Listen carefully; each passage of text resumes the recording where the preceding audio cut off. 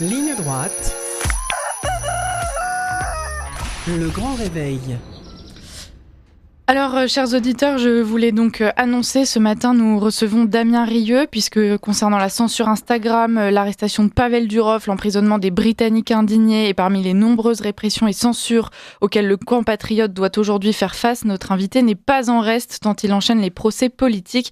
Damien Rieu, merci d'être avec nous ce matin. Alors, pour commencer, peut-être pourriez-vous nous parler de votre dernier procès face à Nabil Enasri, notamment en nous rappelant le sujet de cette procédure. Oui, écoutez, monsieur Nabil Enasri a porté plainte contre moi parce que j'ai diffusé un montage, un photomontage avec une photo de lui et à côté un logo des frères musulmans. Et il se trouve que c'est une personnalité dont la qualité de frère musulman ne fait aucun doute. Il y a plein d'articles dessus, y compris de Libération. Il a été formé à l'IESH, qui est l'école des frères musulmans, qui est située à Château-Chinon, en Bourgogne. Il est un agent, un lobbyiste du Qatar. Je veux dire, c'est pas un secret. Donc oui, j'ai pris une photo de lui, j'ai mis un logo des frères musulmans à côté. Et voilà, le procureur de la République de Nanterre a réclamé 3 mois de prison avec sursis parce que je n'avais pas l'autorisation de faire ce photomontage. Donc voilà, c'est assez délirant comme réquisitoire et on aura la réponse le 1er octobre. Alors, on s'étonne parce que c'est donc bien Nabil Enasri qui porte plainte contre vous. Oui. Pourtant, vous le disiez, ces informations, elles sont sorties avant dans d'autres journaux. Alors pourquoi spécifiquement porter plainte contre vous ? Parce que la justice, en fait, si vous voulez, il y a une loi qui explique que quand on fait un photomontage, j'aurais dû lui demander l'autorisation. Voilà. J'aurais dû, quand j'ai pris sa photo et que j'ai mis le blason des frères musulmans à côté, j'aurais dû lui demander l'autorisation. Donc c'est assez curieux. En fait, il ne peut pas m'attaquer en diffamation, puisque les faits sont avérés, prouvés, etc. Il a tenté de le faire ou pas ? Non, il n'a pas tenté de le faire. Et du coup, ils essayent avec son avocat de m'attaquer là-dessus.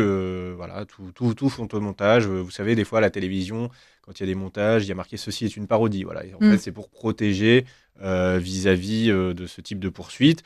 Moi, c'est sûr que ça me paraissait évident que c'était un montage, donc je n'avais pas mis «Ceci est une parodie». Et ils essayent de rentrer dans cette faille. Et le problème, c'est pas qu'ils essaient. Le problème, c'est que le procureur de la République, donc un employé de Dupond-Moretti, profite de ça pour essayer enfin d'attraper Damien Rieu, ce qu'il n'arrive pas à faire depuis 10 procès. Quoi. On va revenir là-dessus. Si jamais vous aviez demandé son autorisation à Nabil Enasri et qu'il vous l'avait refusé, vous n'auriez pas pu diffuser ce montage ? Légalement, non. Et alors pour l'anecdote, la chose qui est je dirais, assez ironique, c'est que ce monsieur est en prison. Voilà. Nabil Enasri est en prison depuis plusieurs mois, depuis 8 mois, je crois. Il est tout simplement soupçonné par la justice française de corruption au service du Qatar. Vous savez, c'est cette affaire qui implique notamment un journaliste de BFM TV, Rachid Mbarki, qui est soupçonné d'avoir fait des faux reportages au service du Maroc et du Qatar sur BFM en fin de soirée. Et Nabil Enasri est dans cette affaire, donc il aurait probablement servi pour transférer de l'argent et corrompre ce journaliste. Donc c'est une affaire très grave, parce que pour être en prison pour de la corruption, vous imaginez, en préventive en plus, le niveau de gravité. Et voilà, peut-être que je vais me retrouver dans la cellule d'à côté si je suis condamné le 1er octobre à de la prison. C'est assez inquiétant ce que vous dites quand vous expliquez que finalement ce montage, vous n'auriez pas pu le partager si jamais il ne vous avait pas donné son accord, ce qui a priori serait arrivé. Finalement, c'est un moyen de prévenir les Français, de les informer justement de ce qui se passe sur leur sol et on essaie de vous enlever de ce droit. Oui, en fait, ce qui s'est passé, c'est qu'il était, à l'époque de la Coupe du Monde au Qatar, il était l'invité de tous les médias pour donner son expertise sur le Qatar, et qui est une fausse expertise, c'est un agent, un lobbyiste du Qatar, donc il venait défendre le Qatar. Et le problème, c'est qu'il était reçu chez Apolline de Malherbe, donc sur la matinale de RMC, et elle ne le présentait pas comme frère musulman. Et donc, quand j'ai vu ça, moi, si vous voulez, je pense qu'il faut donner la parole à ces gens-là, parce que il faut montrer leur vrai visage. Je pense qu'on a tort, que les médias français ont tort de ne pas leur donner la parole. Mais il faut expliquer qui ils sont, au service de qui ils travaillent, pour que les téléspectateurs, les auditeurs, puissent savoir d'où parle Nabil Enasri. Et donc, j'ai fait ce tweet avec cette information-là, en réaction à cette interview où il n'était pas mentionné sa qualité de frère musulman. Est-ce que vous avez essayé d'expliquer ça au juge et comment ça a été reçu ? Comment ça a été reçu? Bah, le juge était, je pense, a priori un peu embêté de la situation. Néanmoins, le procureur ayant tellement fait un réquisitoire délirant, voilà, je sais pas trop ce qui va se passer, mais j'ai pas senti que le juge. J'ai fait beaucoup, beaucoup de procès. Les juges sont parfois très offensifs. Là, il avait pas grand-chose à me dire. J'avais vraiment un mobile, une raison de faire ça. C'était pour informer tout le monde. C'était pour prévenir la présentatrice. C'est basé sur des faits. On voit bien que c'est un photomontage. Je veux dire, il n'y a pas un blason des Mm. frères musulmans qui se balade comme ça sur une photo. Donc voilà, je pense que tout est de mon côté. Mais la justice est capable, surtout en première instance, hein, j'ai parfois été condamné en première instance avant de gagner en appel. En première instance, la justice est plus politique Ouais. et parfois il faut persévérer pour montrer son innocence. Ce n'est pas la première fois, Damien Rieu, que vous avez affaire à la justice pour des histoires de montage. Il me semble que vous aviez eu le cas avec Xavier Bertrand également. Oui, alors là, c'était pas un montage, c'était un tract, hein. Alors, on parle beaucoup de Xavier Bertrand puisqu'il est dans la liste des prétendants à Matignon. Je sais pas ce qu'il en est, mais effectivement, là, j'avais diffusé un tract récapitulant les 6 péchés islamiques de Xavier Bertrand, Mm. puisqu'il faut savoir que Xavier Bertrand est un ambassadeur de l'islamo-droitisme, hein, c'est-à-dire ces élus de droite qui collaborent avec l'islamisation discrètement. Donc s'il venait à ce qu'il soit nommé Premier ministre, ça serait particulièrement inquiétant. Et donc je lui reprochais d'avoir financé avec les fonds de la région une radio islamiste, d'avoir lancé une application halal hein, avec les fonds de la région, d'avoir financé le lycée des frères musulmans, on reparle d'eux, le lycée Averroès de Lille des frères musulmans, qui est aujourd'hui heureusement fermé, d'avoir participé à donner des subventions à l'association islamiste de Roubaix Haïr, et d'avoir fait la promotion de l'imam salafiste Boussena via la chaîne financée par la région, la chaîne Weo. Donc voilà, toute Un une beau sorte, CV, effectivement. un beau CV d'islamo-droitiste, voilà, et qui montre bien que cet individu est prêt à tout pour faire du clientélisme. Et je lui ai reproché ça, et c'était pendant une période électorale. Évidemment, pour étouffer le scandale, il a porté plainte contre moi, ce qui fait que les journalistes se disent, bon, entre Xavier Bertrand et Damien Rieu, celui qui dit la vérité, c'est sûrement Xavier Bertrand, on enterre l'affaire, on fait pas trop d'articles, etc. Et puis, 1 an et demi après, j'ai gagné mon procès, puisqu'évidemment, tout était basé sur des preuves. Mais le problème, c'est que l'élection était passée et que donc mon tract avait moins d'impact. Mm. Mais voilà, s'il est nommé, en tout cas, on pourra l'attaquer là-dessus. Et je pense que voilà, ça peut être très très gênant pour lui d'avoir à se justifier dans le contexte d'islamisme que connaît le pays. Mes chers auditeurs, on vous invite à vous rendre sur le Twitter donc, de Damien Rieu si vous voulez aller voir ce fameux tract dont on vous parlait à l'instant. Autre sujet, Damien Rieu, vous étiez en Angleterre cet été, sujet qui n'est pas si éloigné, puisqu'une fois encore, c'est la voix du camp patriote qu'on tente de bâillonner. Vous le savez, chers auditeurs, il y a eu de grosses émeutes cet été, après le meurtre de 3 fillettes à Southport, suite à quoi les Britanniques ont souhaité protester dans les rues, raison pour laquelle ils ont été réprimés très durement, parfois même de façon hallucinante. Alors donc vous étiez sur place, Damien Rieu, comment se passaient les différents rassemblements ? Alors effectivement, par hasard, il se trouve que j'étais en vacances en Angleterre et j'étais à 2 heures de route de Southport, hein, donc là où les fillettes ont été tuées. Et donc du coup, je me suis rendu sur place pour voir un petit peu, parce que c'était quand même un fait qui m'a particulièrement marqué, hein. Elles ont été tuées par un jeune homme qui était fils d'immigrés. Et donc, en arrivant sur place, donc, je suis allé voir les fleurs, les familles qui venaient poser des fleurs. Il y avait beaucoup, beaucoup de tristesse. Et puis, j'ai entendu qu'il y avait une manifestation pas loin, qu'il y avait du bruit, qu'il y avait des affrontements. Donc, je suis allé voir et je suis tombé sur la première manifestation de colère britannique qui était donc dans la ville où se sont passés les faits. Et là, il y avait c'était assez étrange comme ambiance. Il y avait des familles, il y avait des mamans, il y avait des mères de famille avec des pancartes, il y avait des filles, bon, il y avait des garçons aussi, des pères de famille qui manifestaient, qui étaient très en colère contre la police. Ils reprochent à la police le deux poids, deux mesures. C'est-à-dire qu'ils estiment que lorsque il y a des patriotes qui manifestent, ils sont réprimés, ils n'ont pas le droit de critiquer l'immigration, ils sont ultra réprimés. Et puis voilà, quand il y a un étranger ou un descendant d'immigrés qui commet des crimes absolument atroces, eh bien, c'est sûr que c'est une faille pour la police. Donc, ce deux poids, deux mesures qui entraîne des drames. il y avait beaucoup de colère chez ces gens-là. Donc ils manifestaient devant la mosquée de Southport et ils voulaient très clairement s'attaquer à la mosquée de Southport. Alors le jeune criminel, le jeune meurtrier n'est pas a priori musulman, mais évidemment il y a forcément un ras-le-bol de l'immigration en général, de l'immigration islamique en particulier. Il ne faut pas oublier que la Grande-Bretagne a été victime de très très nombreux attentats islamistes. Et donc, voilà, la colère des citoyens se dirigeait vers cette mosquée et les policiers protégeaient la mosquée. Et donc, voilà, j'étais pendant 2-3 heures sur place. J'ai filmé, j'ai fait un live. Il y avait un niveau de violence assez impressionnant. Les policiers étaient 30-40, ils étaient complètement débordés. Ils étaient assaillis de toutes parts. Et puis finalement, ils ont rétabli la situation, notamment. Alors, contrairement à la police française, ils n'ont pas d'armes à distance, donc ils n'ont pas de gaz et ils n'ont pas de flashball. Mm. Et donc du coup, c'était très violent parce que les manifestants sont allés au contact des policiers. Il y a beaucoup de projectiles, etc. Et les policiers étaient débordés. Ils ont réussi à rétablir l'ordre avec des renforts et avec des chiens. Très impressionnant, les chiens en termes de maintien de l'ordre. Je peux vous dire, Ouais. voilà. Et il y avait tous les riverains, donc c'est dans un quartier résidentiel. C'est vraiment un quartier où il n'y a jamais eu une manifestation. On ne se dirait pas qu'il y a des manifestations, un quartier très paisible. Et les riverains voilà, soutenaient les manifestants parce que aussi ils avaient des enfants, aussi ils connaissaient peut-être la famille des victimes au coin de la rue.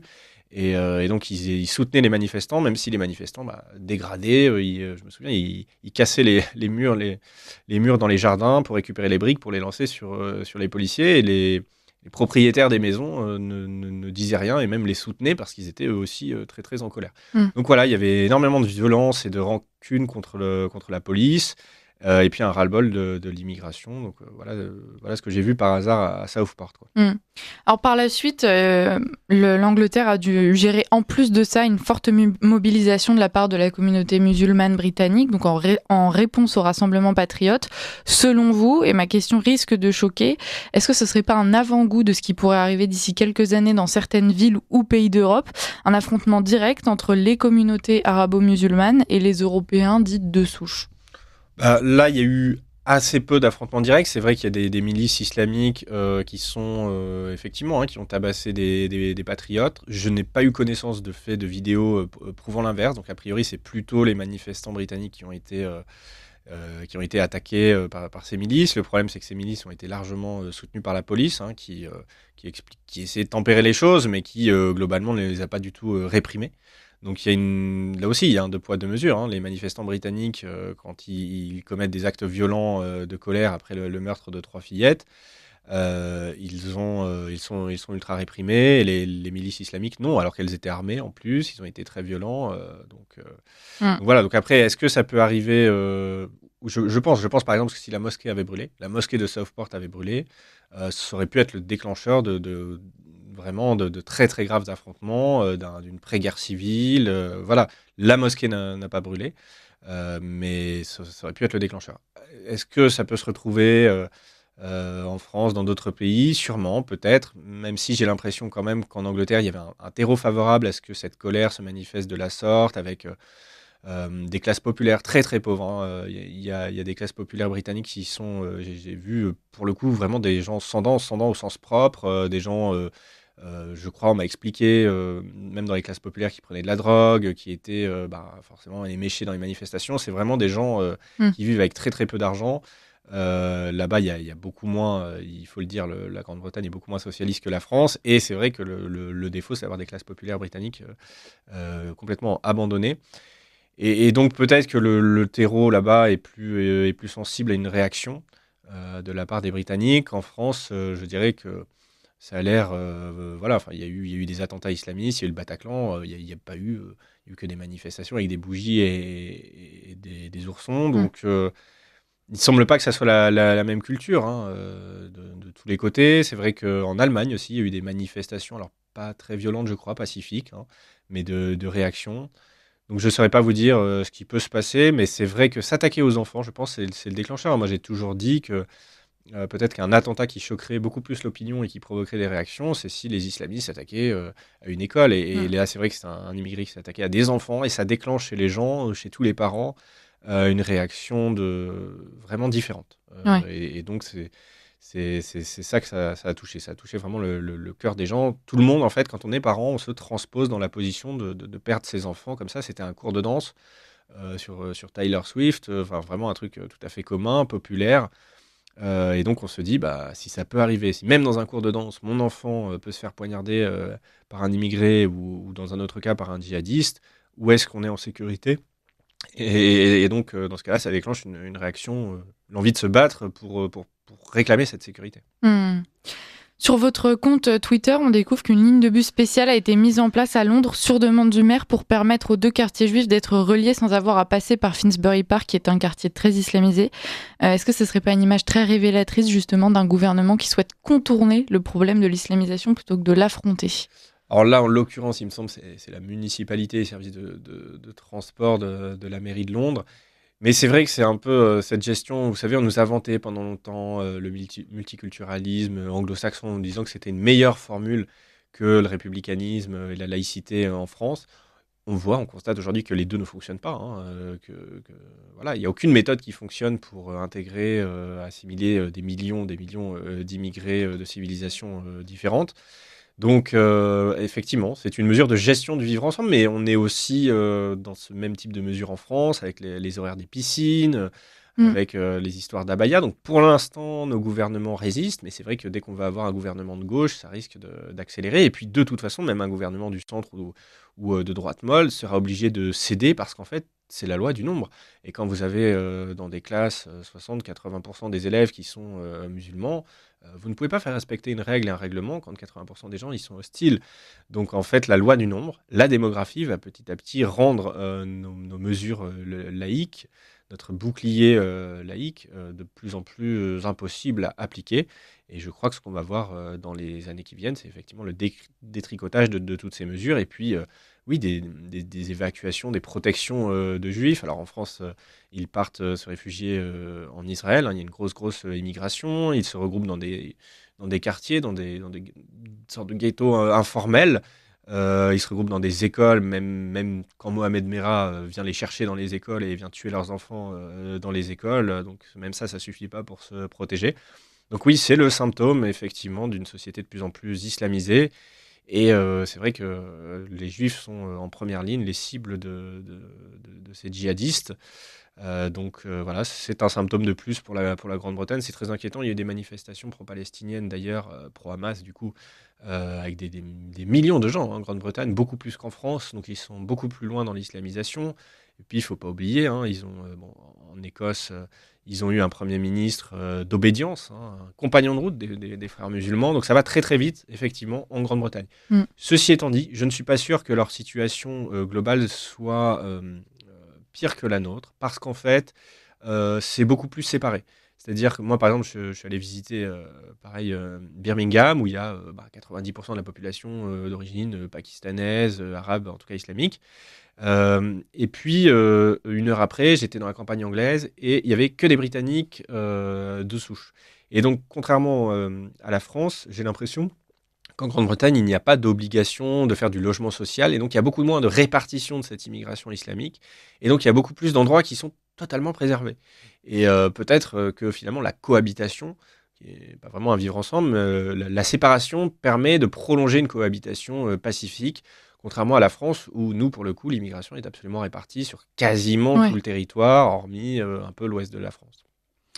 Merci Damien Rieu, encore une fois, d'être parmi nous. Il nous reste quelques minutes. J'aimerais revenir à vous pour conclure cet entretien. On l'a vu, vous subissez une répression acharnée à votre rencontre, et vous n'abandonnez jamais Damien Rieu. Pourquoi ? Parce qu'on n'a pas le choix, on doit faire notre devoir. Je pense que tous nos ancêtres ont bien plus sacrifié que des procès. Je sais pas, un ancêtre poilu, il risquait sa vie tous les matins en sortant de la tranchée. Donc je veux dire, les choses qu'on a à faire, le courage dont on doit faire preuve et les risques qu'on doit prendre en 2024 sont quand même bien plus légers qu'il y a 60, 70 ans. Donc voilà, il faut faire son devoir, il faut protéger l'avenir de ses enfants. On n'a pas le choix, on n'aura pas un pays de rechange, donc c'est vrai qu'il faut tout faire, il faut tout donner pour sauver ce pays-là, se défendre et essayer de trouver des solutions pour établir la sécurité, le droit de notre peuple à disposer de lui-même. Écoutez, merci beaucoup. Et puis vous présentez ça comme quelque chose d'évident et un choix assez simple, mais je vous assure qu'il ne l'est pas pour beaucoup de monde. Donc merci en tout cas de l'avoir fait, ce choix. Merci de vous battre, Damien Rieu, au quotidien. Et puis bon courage pour la suite. N'hésitez pas à nous tenir au courant. Les auditeurs seront ravis de suivre vos péripéties. Et puis on les invite à vous suivre sur Twitter aussi. Merci beaucoup.